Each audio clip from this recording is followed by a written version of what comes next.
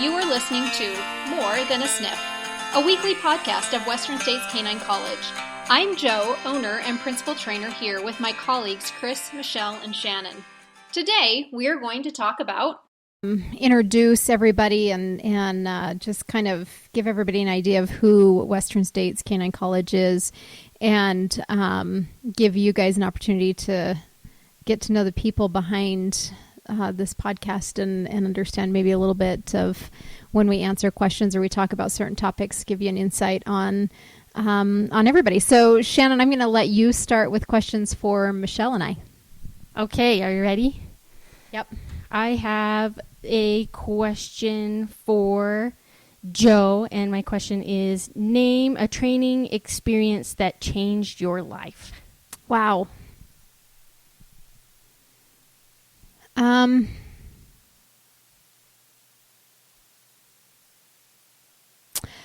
Well, wow. Geez, Shannon, that's deep.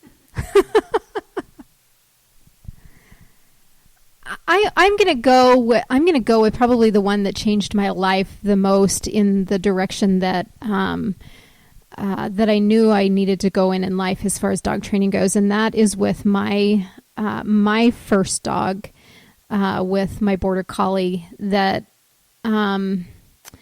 man, she kind of got put through the ringer, because as a young girl at the age of 12 getting my first dog, I'm training the heck out of her, and we're doing all kinds of things that, trying things, what work, what doesn't work.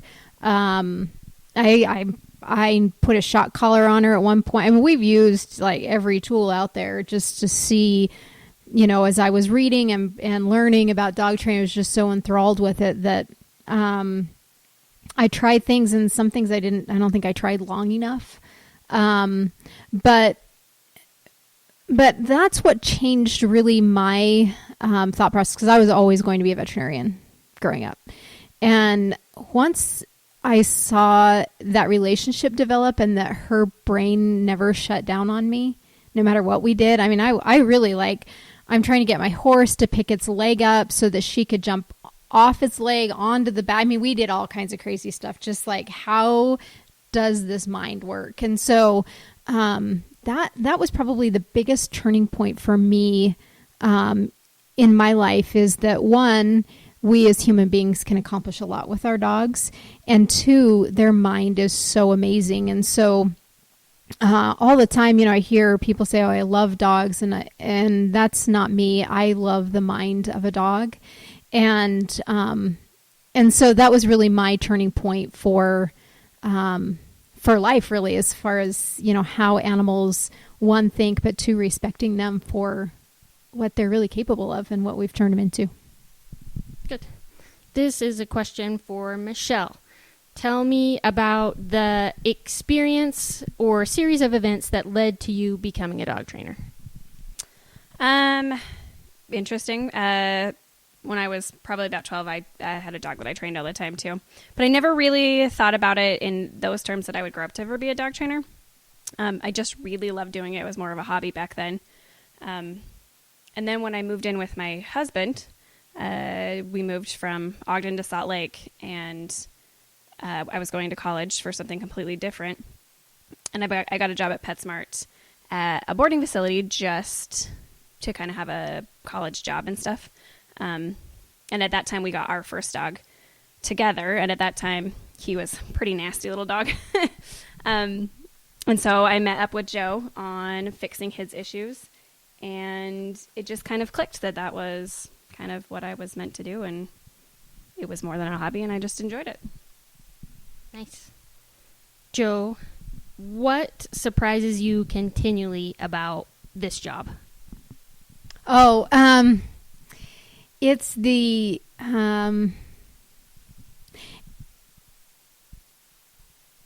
simple things.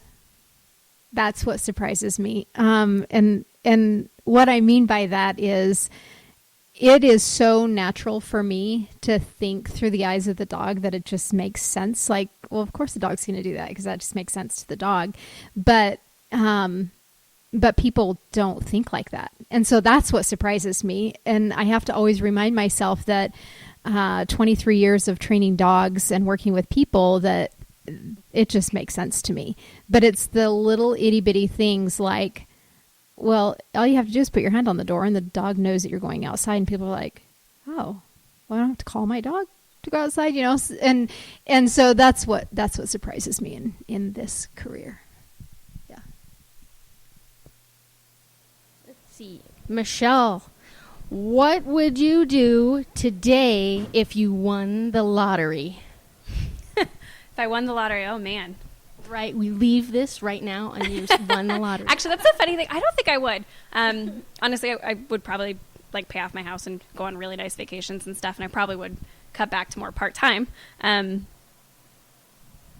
I actually really enjoy doing this, even if it was more of went back to being a hobby with my own dogs. I think I would still be dog training in some form. Yeah, I mean, I'm a pretty practical person that way, honestly. It's not a fun answer.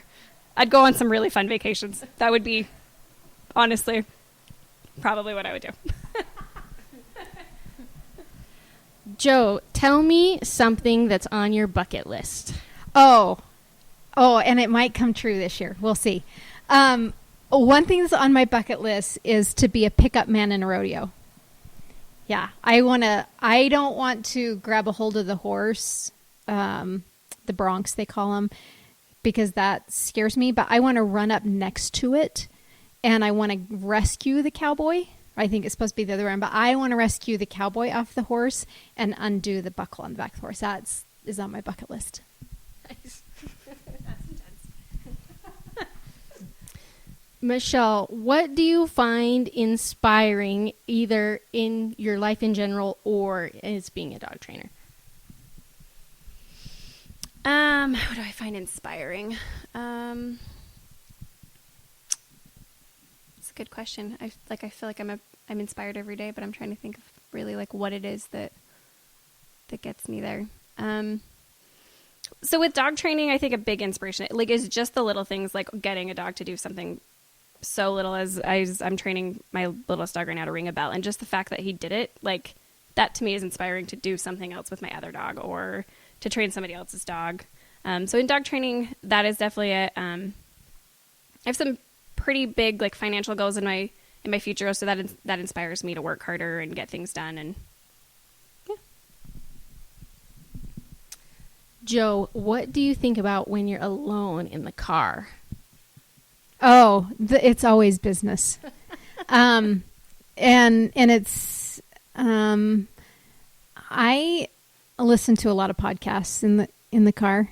And so, it's always, more inspirational. It's kind of my alone time. And I've learned to, as crazy as this sounds, it's called car meditating.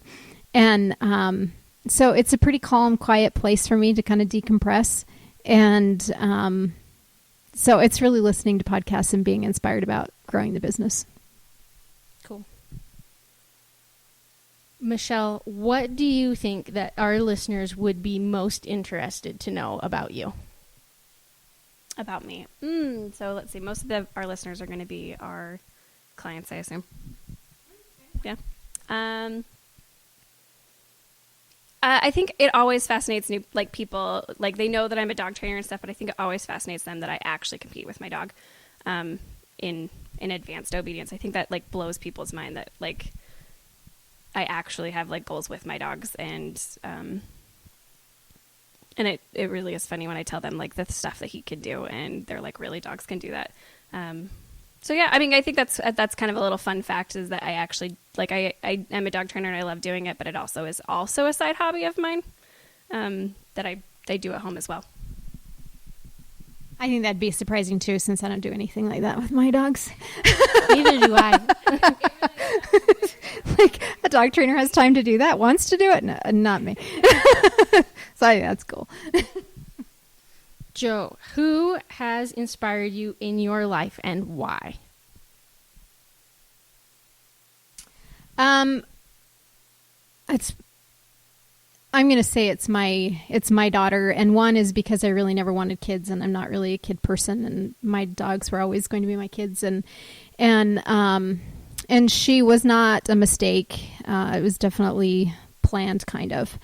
And just experiencing, watching her dream and me being able to feed those dreams and how brave she is and what a strong person she is. She is probably one of my biggest inspirations, because as much as that pickup man thing's on my bucket list, I surely wouldn't be getting out doing what she's doing that she's never done before. But that's how she lives her life. It's really full. And one, I'm proud of myself for allowing her to have that life. But two, she's just a good person inside, and she inspires me a lot. Good. Michelle, if you were an animated character, who would you be? Oh, man.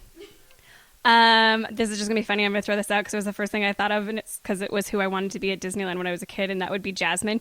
And I think it's because I loved that she had the tiger as her pet, and like, so I'm just going to throw that one out there. So Nice. This is my last question. It can be for both of you. What do you think is the most important thing that you do every day? As a dog trainer or for myself? Either. Oh, man. You want to go first? I'm going to do two. So from a dog trainer standpoint, I really think about what my day is and what I'm going to accomplish with each dog. And I think that's an important way for me to start my morning, is what I have and what I want to accomplish. So my head's on straight as far as a dog training standpoint. And then the other, from a personal standpoint, there's two things that I do every day that I feel like has shifted me in a lot of ways. And one is that I juice in the morning, and that I do meditate, and I've learned how to meditate. And those two things probably have impacted me internally the most. I'm trying to think of, we have a lot of alone time, and I think we, like Joe was saying earlier, we get a lot into our heads and stuff. So I think it's really important for me to meditate at some point and be like, you don't have to obsess over stuff. So I do a lot of yoga, even if it's just stretching out in the afternoons when I get home. I'm trying to think of really what it, like, I used to be really, I'm still really into fitness and stuff, but I used to be super crazy about it. And it's been really important to me this last year to kind of take a step back and just breathe and let myself not have to do that kind of stuff and be so on top of everything. Yeah.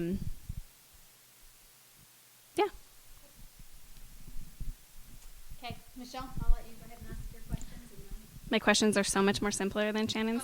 Oh, I know. She was asking those questions. I was like, oh my goodness, my questions were like, as I was driving here, I was thinking of them. So it was. So my first question is for Joe, and you've kind of touched on this a little bit.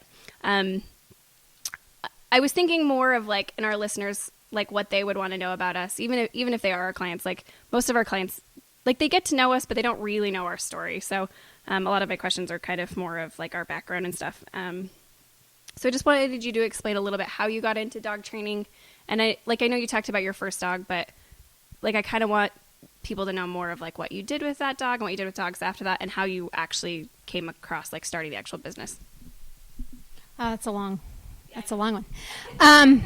So I started as a young girl working other people's horses, because it was definitely my world. And then of course, because you have horses, you should have some kind of a cattle dog, a herding dog of some sort. And so that's how I ended up with a border collie. One, because this is aging myself, but she was in the newspaper for $5.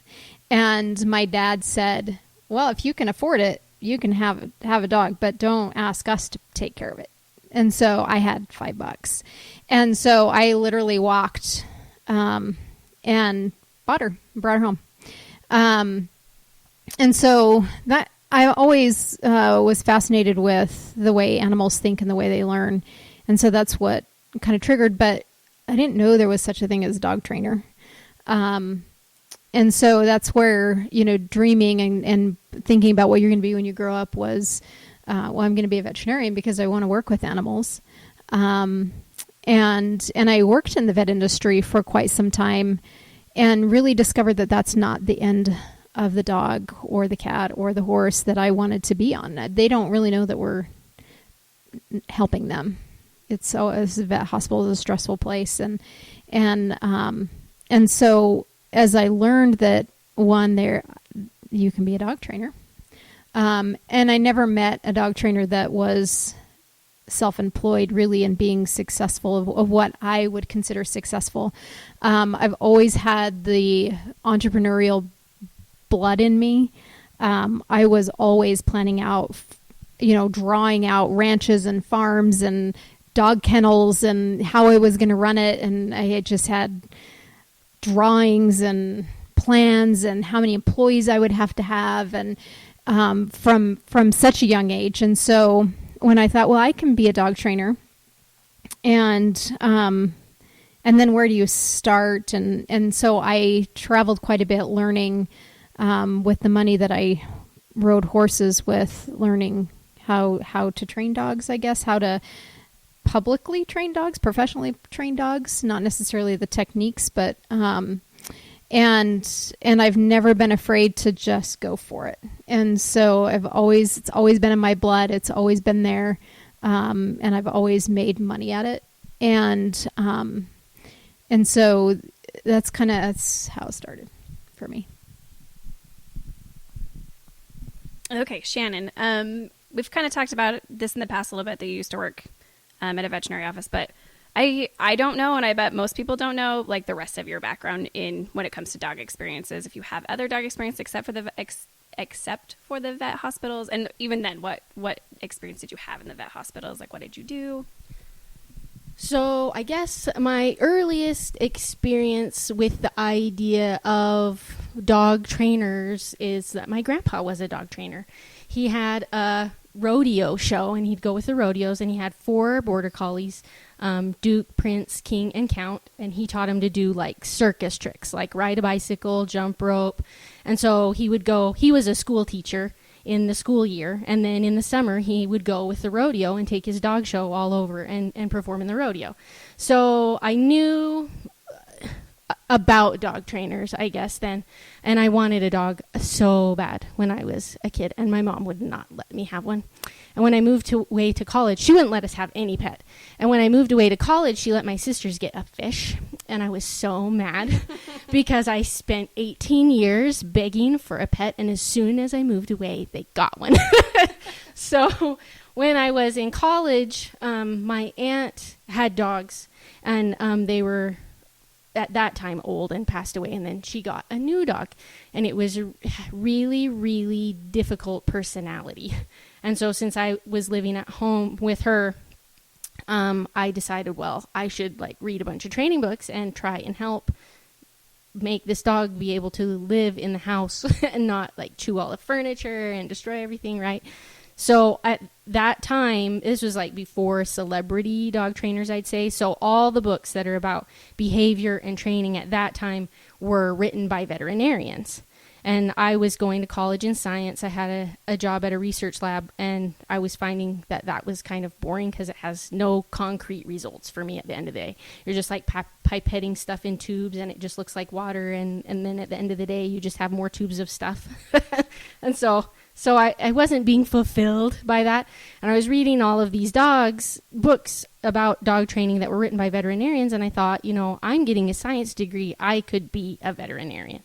And to get admitted to veterinary school, you have to work a minimum of 500 hours at a veterinary office. And most people that get admitted to veterinary school work over 2,000 hours. So I decided I should quit my job as a research scientist and go work at the veterinary office.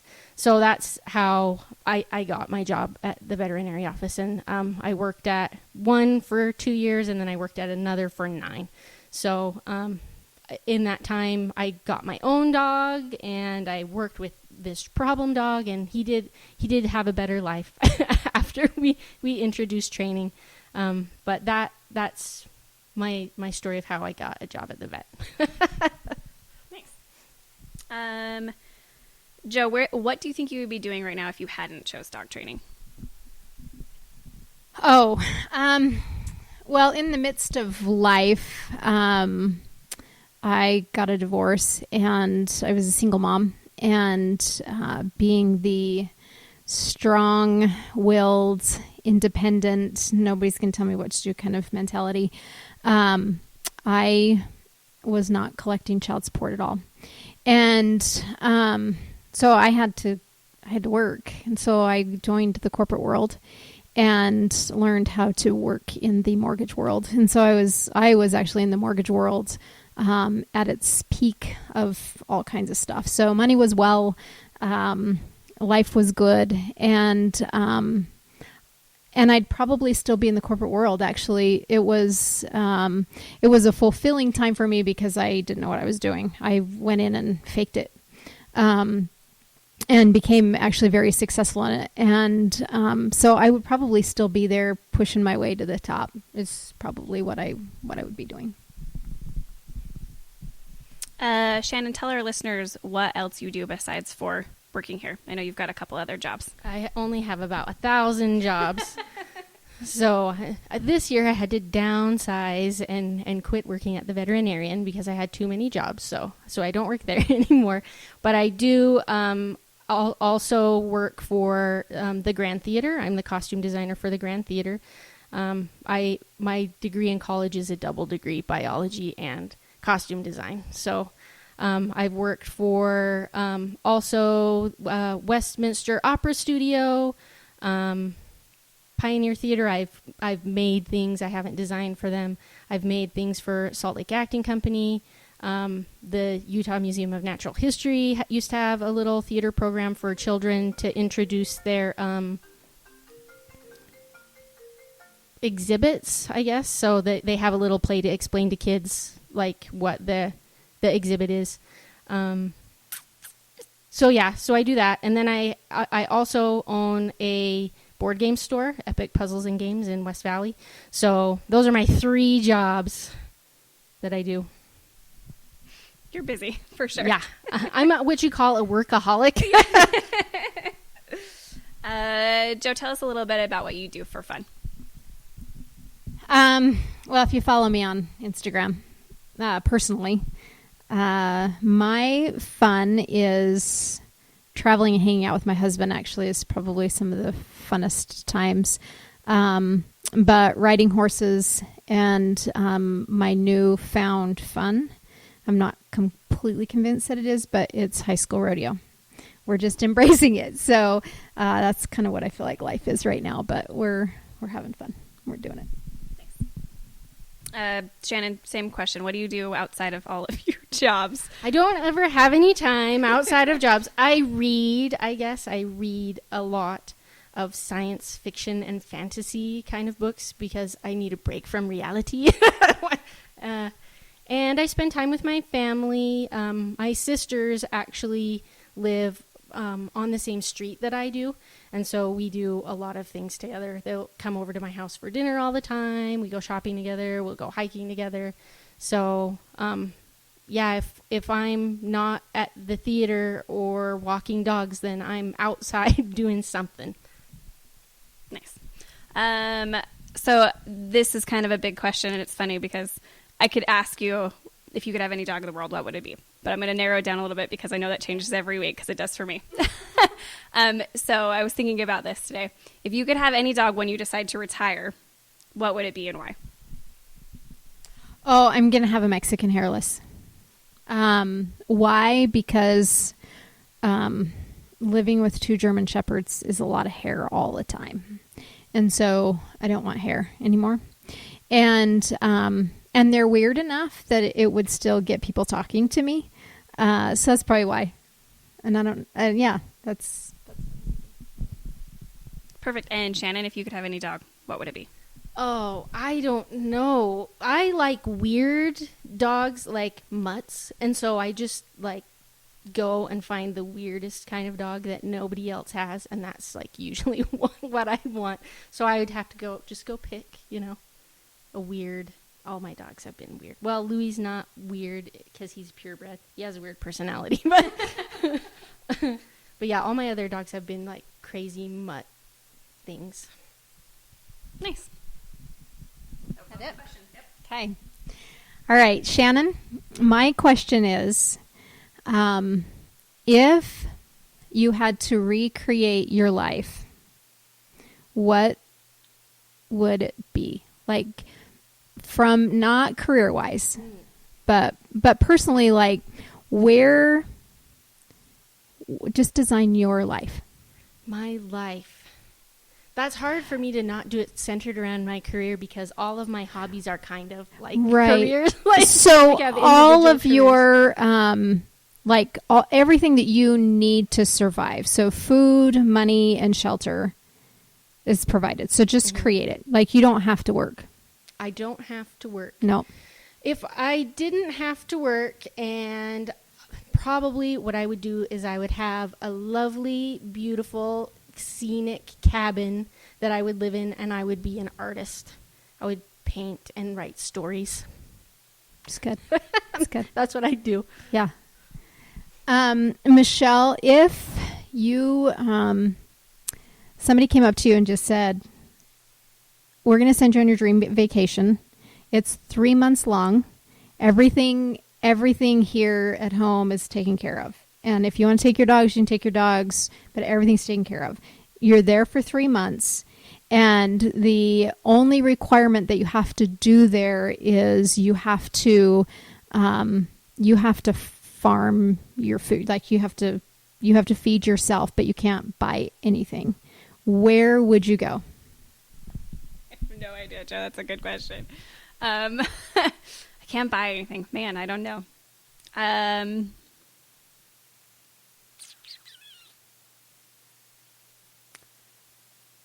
It's really tough.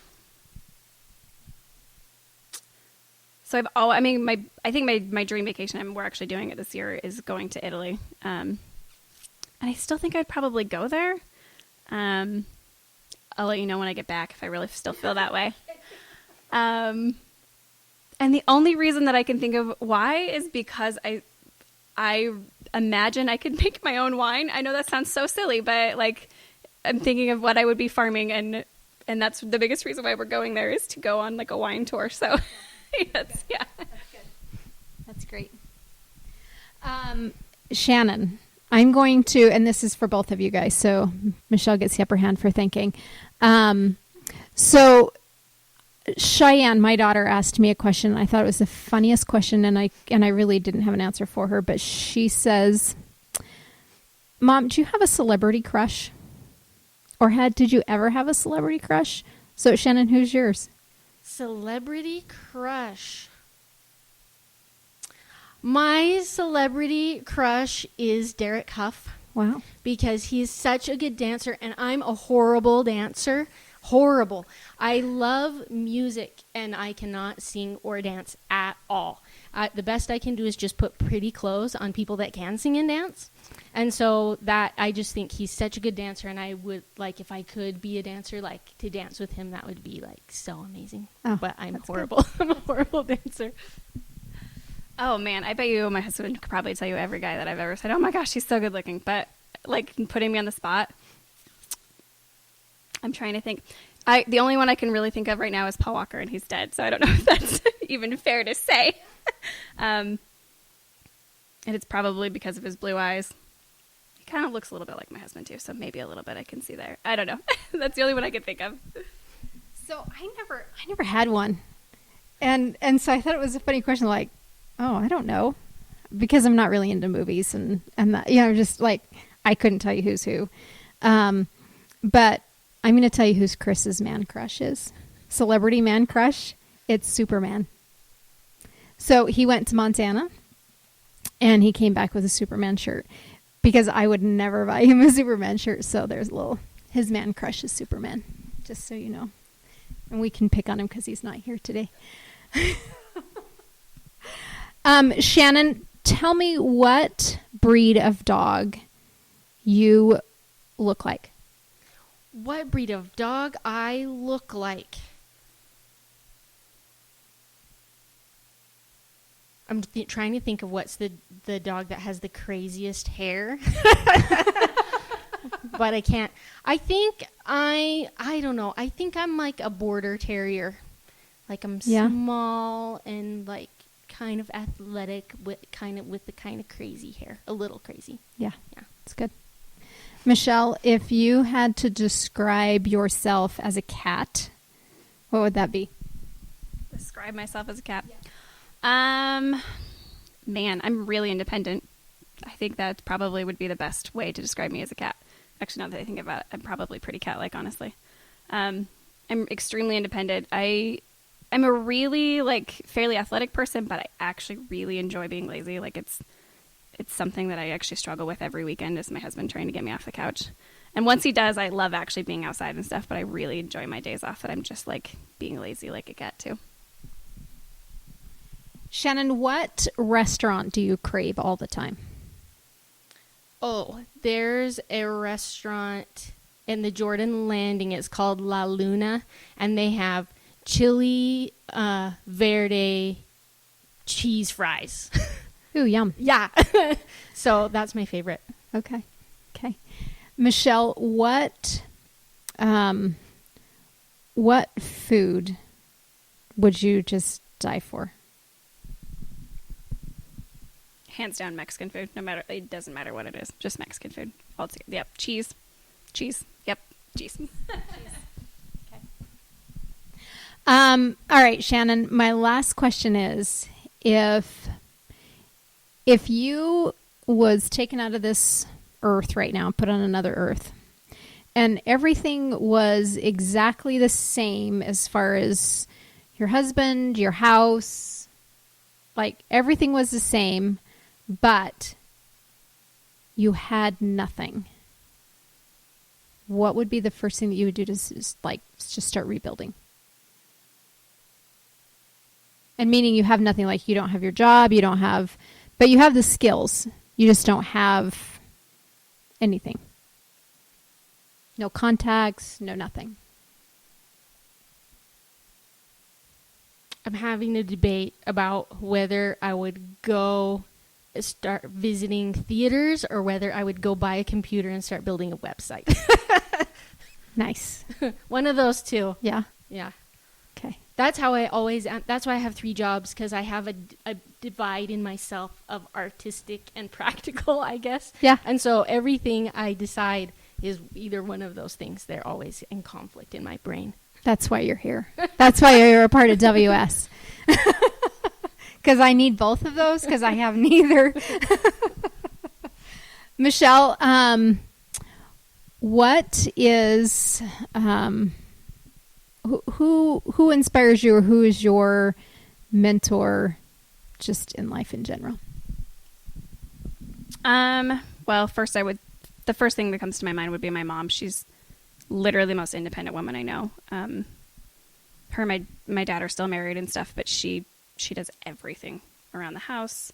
As a kid, I don't remember her ever like asking him to help fix the shelf. Like nothing that like guys are supposed to. I never remember my mom ever like falling back on him for that kind of stuff. And I get a lot of my stubbornness from her because of that. And it's not that my mom's stubborn. I really don't think she's stubborn. I think she just did it for herself, but it makes me stubborn because I'm like, I'm going to do it for myself. We're going to get sappy here, but I think my other mentor would definitely be you, Joe. Just because like you do amaze me every day with your dog training. Yeah. So I'm gonna sum everything up and just kind of I don't know, maybe it's sappy, maybe it's not, but Michelle and I are so much alike in so many ways. And my mom, when she was alive, was just the opposite. And I think that's why I am the way I am today, because there's nobody that's going to have to do things for me. And I think going through my divorce, like, I don't need your money. I can take care of my daughter. You know, I'm very, very stubborn that way. And just even an example, we're getting ready to go to high school rodeo on Friday morning, and we don't have to leave as early, so it was kind of nice. But you know, I'm getting the dogs put in the truck and crates in the truck, and I got to do this and I got to do this. And my husband says, all you have to do is ask. We can help. We just don't know what you need done. And that was a little bit of a reality check for me, because I'm just used to doing it. I can do things. We can build things. We can, and so I think what makes Western States and all the businesses that we have going on is that we all complement each other in so many ways, but we're also in so many ways alike. Downtime is good, but not really for us. And I think it's kind of in our head that it would be nice to be home, or it would be nice to not have a dog in the house, or it would be, but not really. Yeah. For Shannon, to not always be creating, and I love that, and I'm always dreaming, and I'm always pushing, and Shannon is definitely somebody that I can dream with, and she's always on board, where Chris kind of keeps me in check with, let's not do too much, because we already have a lot of sticks in the fire. But I think as the three of us, as our listeners go on this journey with us, that this is really who we are, and we're real, and we're really this strong 3-person team that creates and has a passion for life, has a passion for people, and has a passion for dogs, and really helping people be successful in everything that they have going on in life. So I just want to acknowledge Shannon and Michelle for their talents and their desire to stick with and work through my crazy entrepreneurial brain, and also just the struggles of a small business. So it means a lot to me. So thank you. Thank you for listening. If you want to know more about us and our services, please visit our website at www.wsk9co.com. And as always, we urge you to get out and train.